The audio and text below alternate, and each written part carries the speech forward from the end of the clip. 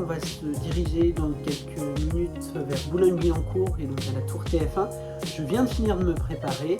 Aujourd'hui, on interviewe Stéphane Etcheverry, commentateur de rugby sur TF1, ancien présentateur de la matinale. Il a fait BFM, plus récemment LCI, journaliste reconnu dans le domaine sportif, puisqu'il a été aussi également au service des sports de Canal+, fut un temps, et on va aller recueillir et on va aller chercher son analyse et ses appréhensions et ses ressentis sur ses débuts de compétition et sur la compétition à venir de la Coupe du Monde de rugby. Donc je vous propose de venir avec moi.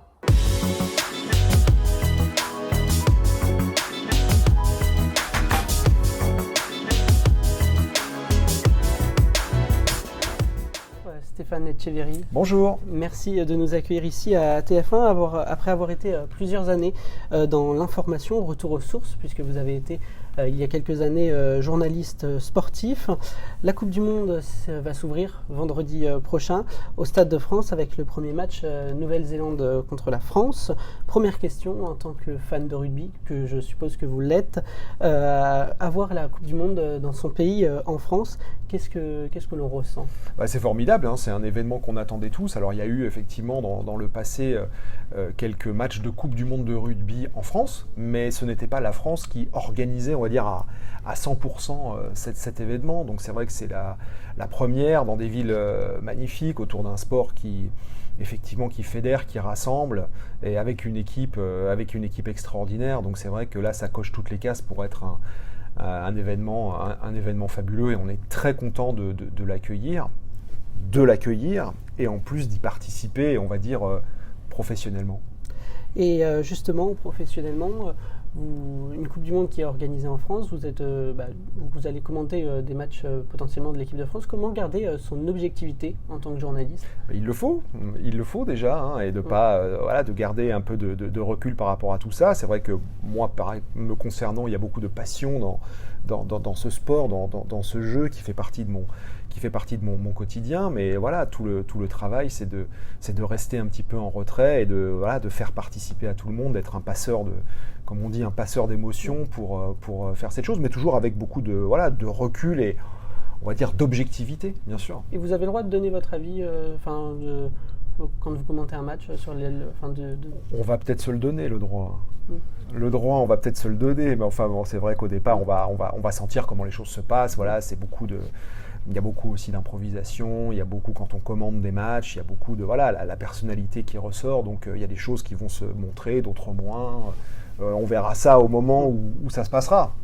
Côté coulisses, à présent, comment ça se passe en tant que journaliste quand vous arrivez dans une cabine présentateur dans un stade ? Déjà, on est très intéressé par l'aspect technique des choses, comment ça va se passer, puisque c'est quand même, on travaille en lien étroit avec la technique, les écrans, les micros, la vue sur le stade. Il y a tout un environnement qui est très important quand on va commenter un match. C'est ce que le public, le téléspectateur ne voit pas en fait, mais ce que nous, on va vivre pendant 2 heures dans cet environnement. Tous les stades sont différents et donc tous les lieux pour commenter seront différents. Donc il y a beaucoup ça qui se joue quand on est commentateur. Et puis c'est bien d'être au stade avant pour ressentir des choses, parce que on n'arrive pas au dernier moment, on ressent des choses, il y a des acoustiques différentes, il y a des ambiances différentes, il y a des odeurs différentes, il y a un public différent. C'est tout un ensemble qu'il faut en fait appréhender pour mieux le restituer. Et vous arrivez combien de temps à peu près à un match, admettons, qui commence à 21h ? Quel est le temps de préparation ? L'idéal, c'est d'arriver 2 heures avant. Voilà, l'idéal, c'est d'arriver 2 heures avant pour avoir le temps aussi, si jamais on en a la possibilité, de pouvoir descendre, voir les équipes, voir les coachs. Voilà, il y a plein de petits détails qui serviront à nourrir le commentaire. Le téléspectateur, il attend quoi ? Il attend qu'on lui raconte le match, mais il attend aussi que celui qui est sur place lui raconte un petit peu son vécu à lui, comment il voit les choses, pour pouvoir faire participer le plus grand nombre. Bien sûr. Et en tant que dans votre expérience de journaliste, vous êtes habitué à la télévision. Est-ce qu'il y a toujours un petit stress avant de commenter ou une prise d'antenne ? Là, pour le coup, Pour le coup, moi personnellement, il y aura peut-être un petit stress parce que ça fait quand même assez longtemps que je n'ai pas fait ça. Je l'ai beaucoup fait, je ne l'ai plus du tout fait et je le refais à nouveau. Donc il y a évidemment quelque chose qui va être... il va falloir gérer un petit peu cette émotion, mais c'est du positif, ça se passe bien en général. Et de votre point de vue d'expert sur le rugby, et côté pronostic, est-ce que vous pensez que la France a ses chances? Elle a bien évidemment ses chances, peut-être plus que les autres années. Tous les facteurs tendent à dire qu'elle fait partie des favoris de la compétition. Voilà, attention de ne pas non plus trop se focaliser sur ce match d'ouverture. Vous en parliez entre la France et la Nouvelle-Zélande, qui sera important mais pas décisif quand même, parce que c'est une compétition qui dure longtemps, avec des défaites qui ne sont pas rédhibitoires, en tous les cas elles ne sont pas éliminatoires dans la première phase de la compétition. Donc oui, la France est en bonne place, mais on n'oublie pas toutes les nations qui ont aussi gagné, parce que c'est l'expérience collective de gagner une Coupe du Monde. Et nos amis sud-africains, nos amis australiens, nos amis néo-zélandais sont armés pour ça aussi. Et plusieurs joueurs de notre équipe sont déclarés forfaits, à l'image de Cyril Ball ou encore de Romain Natmac. Est-ce que cela peut impacter nos scores C'est toujours un peu embêtant quand des joueurs de ce calibre-là doivent déclarer forfait. Cyril Bay rentrera peut-être dans la compétition, Romain Natmac c'est sûr que non, mais l'équipe de France est tellement préparée aujourd'hui dans le rugby professionnel, on ne se prépare pas à 15. Il y a en permanence un groupe de 30, voire même de 40 joueurs qui ont préparé cette Coupe du Monde, donc ils sont effectivement tous les meilleurs à leur poste, et Dieu sait si on a énormément de talent dans cette équipe. Donc non, l'équipe de France jouera sans eux, mais l'équipe de France jouera bien aussi sans eux. La présence de la Coupe du Monde en France, est-ce que c'est l'espoir de pouvoir démocratiser le rugby, qui est un sport qu'on connaît plutôt brutal et moins connu que par exemple le foot? Plutôt brutal, alors pour le coup, c'est vrai que c'est un des challenges que nous avons, nous, commentateurs, pour essayer de rendre ce sport, on va dire, plus accessible au grand public, puisque c'est au grand public que l'on va s'adresser sur TF1, de rassembler tout ce public pour aussi faire comprendre que la tendance va vers une démocratisation de ce sport, que oui, c'est violent, oui, le rugby professionnel est violent, mais ce sont des joueurs qui sont magnifiquement bien préparés, ce sont des joueurs qui ont énormément travaillé. Donc oui, quand on voit les gamins qui sont là et tout, on ne pense pas que ça leur fait peur aux gamins quand ils vont fouler les pelouses, nos jeunes de l'école de rugby qui se rassemblent autour de l'équipe de France. Donc non, c'est à nous de porter cette voie de démocratisation. D'accord. Donc vous accueillerez au sein du groupe TF1 une nouvelle collègue, Turburu, finisseuse connaisseuse du rugby. Vous avez un conseil à lui donner pour son arrivée à TF1? Non, Isabelle a beaucoup travaillé. Moi, quand je suis parti de Canal+, elle y arrivait. Elle a, pendant toutes ces années, travaillé beaucoup autour de rugby. Elle profite d'une popularité extrême dans ce domaine, dans ce sport. Il n'y a absolument aucun conseil à lui donner, aussi bien sur le rugby, sur ses codes, que sur sa manière de faire de la télévision. Donc il n'y a aucun conseil à donner à Isabelle. On le sait, le journalisme sportif a souvent été incarné par des hommes. Plusieurs affaires d'harcèlement ont même été mises en lumière dans le documentaire « Je ne suis pas une salope, je suis une journaliste », signé de Marie Portolano. Quelques années plus tard, est-ce qu'on a l'impression que le rapport femmes-hommes a évolué dans le milieu journalistique? En tous les cas, à TF1, il évolue favorablement, parce que quand on regarde la composition de notre équipe, pour la Coupe du Monde, elle est vraiment très féminine. L'équilibre est respecté, donc c'est formidable. Il y a des femmes, avec notamment le rugby féminin, qui sont excessivement connaisseuses de rugby et qui ont tout à fait leur place également pour transmettre des émotions. Donc non, je pense que là-dessus, il y a un rapport qui a peut-être pu exister, mais qui s'équilibre, on va dire, très favorablement ces derniers mois et ces dernières années. Mais en tous les cas, on est effectivement très attentif à cet aspect. Le groupe TF1 qui diffusera la Coupe du Monde, quel est son dispositif? Quel est le dispositif du groupe? 20 matchs, 20 matchs en prime time, ça veut dire que la compétition a une grosse importance dans la programmation, avec le choix des matchs, les meilleures affiches, évidemment les demi-finales, les deux finales, la grande finale et la petite finale. C'est signe d'un investissement effectivement particulier à la hauteur de cet enjeu. Il y a un mag qui va être fait, c'est-à-dire toute une émission où on parlera beaucoup de l'actualité de l'équipe de France, qui va encadrer les rencontres, donc évidemment revenir sur la rencontre du soir, et puis des reportages autour de la Coupe du Monde pour montrer que voilà, le rugby en France, c'est quelque chose qui est en train vraiment de se diffuser dans les villes, dans les territoires. Donc il y a ça, il y a l'aspect match évidemment, et puis il y a le relais de l'information dans tous les grands rendez-vous d'information de TF1, le JT de 13h, le JT de 20h. Vous êtes au contact de certains joueurs sur les entraînements des différentes équipes?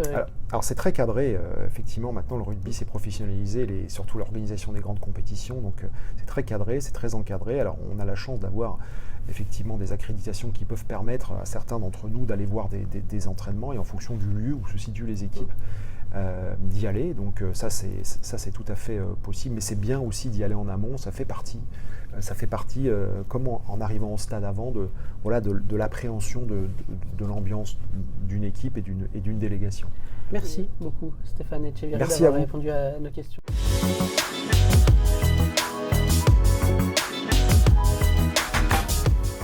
Je vous propose tout de suite de rejoindre Laurine, notre spécialiste sport et rugby sur AR1. On va aller la voir pour lui demander, pour elle, quels sont ses préférés de la Coupe du Monde, ou encore quelles sont les règles du rugby, ou alors tout simplement qu'est-ce que signifie le rugby pour elle. Je vous propose qu'on aille tout de suite la voir en visioconférence. Laurine, Bonjour. merci d'être avec nous dans ce format vlog. Alors, tout d'abord, quelle importance a cet événement dans le monde et en France de cette Coupe du Monde? Bah, tout d'abord, le rugby, c'est un sport fédérateur et puis, je dirais que pour la vision du monde, le rugby, il est très populaire, en Nouvelle-Zélande ou même encore aux Fidji. C'est un sport, que ces pays-là suivent, énormément vu que c'est un peu ancré dans leur culture et en France, on a pu remarquer aussi que ce sport, il a pris de l'ampleur avec la coupe du monde. On se rend compte que le public est présent, que ce soit dans les stades ou même derrière, les postes de télévision. Donc la coupe du monde est très bien suivie. Et donc les favoris de cette 10e compétition qui a lieu en France, selon toi, quels sont les favoris? Tout d'abord la France, parce qu'on joue à domicile, donc forcément c'est toujours, bien d'avoir nos supporters, enfin les supporters derrière les joueurs. Je dirais aussi l'Irlande qui a montré, de très beaux, résultats, depuis le tournoi Destination en février dernier et bien sûr, l'Afrique du Sud qui sont les tenants du titre. Quelle équipe tu vois en finale de cette compétition dans quelques semaines? On va pas être chauvin, mais on va dire la France, qui est assez forte, hein, quand même depuis ces 4 dernières années. Et puis ça va dépendre aussi du résultat qui va suivre dans les autres poules, mais je dirais peut-être France-Irlande, en finale. Différence avec le football qui, on connaît, on le sait, a un engouement auprès des Français et auprès du public. Est-ce que le rugby, y a-t-il une différence dans cet engouement sportif? Oui, bien sûr, l'engouement est totalement différent. Pour en avoir parlé avec certaines personnes, le rugby, on va dire, est moins populaire dans toute la France. Le foot, c'est un sport très populaire dans toute la France, peu importe les régions et c'est vrai que le rugby, il est très, très populaire, surtout dans le sud-ouest de la France, particulièrement et c'est pas étonnant du coup d'avoir vu, pour la cérémonie d'ouverture, la Peña Bayona, jouer dans le stade parce que justement dans le sud-ouest, ça a une énorme ferveur, ce sport c'est un peu ancré dans la culture aussi, donc heu, donc voilà. Que penses-tu de l'organisation de cette compétition? Est-ce que c'est une réussite selon toi? Alors sur, l'organisation, je dirais que c'est une réussite. On a pu remarquer que les équipes, elles logeaient pas si loin, des stades où elles devaient jouer leurs matchs. C'est généralement 1 heure de trajet, en bus et parfois, 1 à 2 heures en avion. Donc c'est vrai que ça, c'est bien organisé Et puis, on se rend compte aussi que les supporters, ils sont présents, que ce soit dans les stades ou derrière, leur poste de télévision. Ils sont là pour encourager leurs équipes et puis même, on a pu remarquer que les entraînements, ils étaient aussi accessibles, pour les supporters. C'était des entraînements gratuits à place limitée et il y a un réel engouement derrière ça. On a vu que les joueurs se déplaçaient aussi, d'une autre manière que le foot. Certains joueurs, ont privilégié le train et donc la SNCF, comparé est-ce que c'est un message envoyé aussi aux grands, du foot? Par exemple, Kylian Mbappé, qu'on on se rappelle de cette séquence où, il avait, exprimé que, les joueurs de foot ne devaient pas prendre le train en grosso modo, ils devaient être, enfin, prendre l'avion pour y être plus rapidement. Est-ce que pour toi, c'est un signal envoyé, au foot? Je pense que derrière cette organisation, il y a aucun message à vouloir faire passer au monde du foot, mais c'est vrai qu'il pourrait peut-être prendre exemple sur, ces trajets qui lui, qui le prouvent sont faisables. Après, c'est vrai qu'en France, on n'a pas, cette contrainte, géographique où le pays n'est pas assez grand et du coup, faire un trajet en train est tout à fait faisable. Dans certains d'autres pays, c'est peut-être plus compliqué d'organiser des trajets en train parce qu'il y a une distance à prendre en compte. En France, c'est possible et bien heureusement, ils l'ont fait. Donc, on peut dire que oui, d'une manière écologique, la France, y fait figure de bon exemple sur cette compétition. Quel joueur pourrait devenir le meilleur joueur de la compétition selon toi?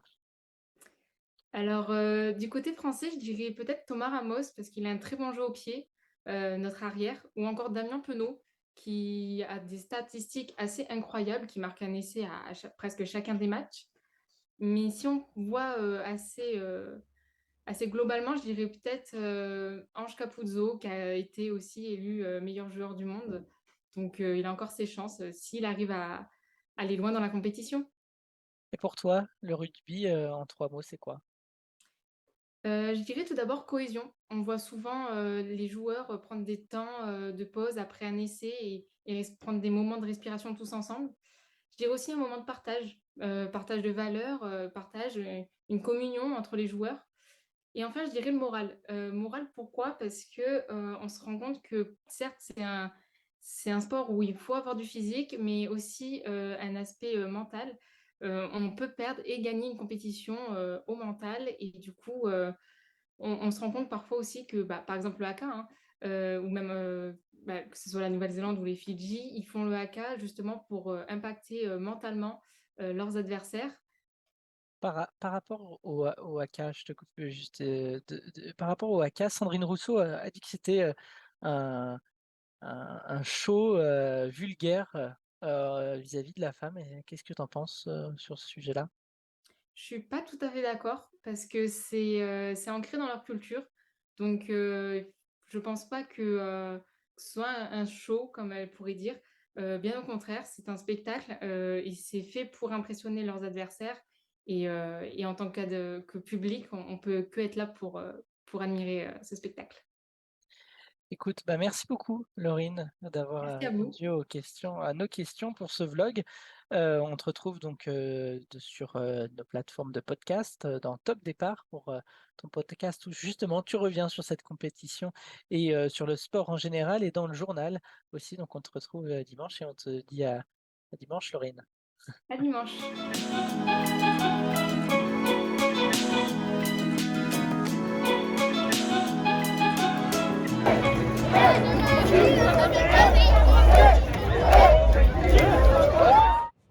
Il m'a dit, c'est notre petit secret, rien qu'à nous deux. Il est venu dans ma chambre, il m'a dit qu'on pouvait faire des trucs de grands tous les deux. Ce soir, c'est lui qui vient me garder, mais j'ai pas très envie, mais je peux pas le dire. C'est le secret. Toutes les 3 minutes, un enfant est victime d'inceste, de viol ou d'agression sexuelle. Au moindre doute, appelez le 119.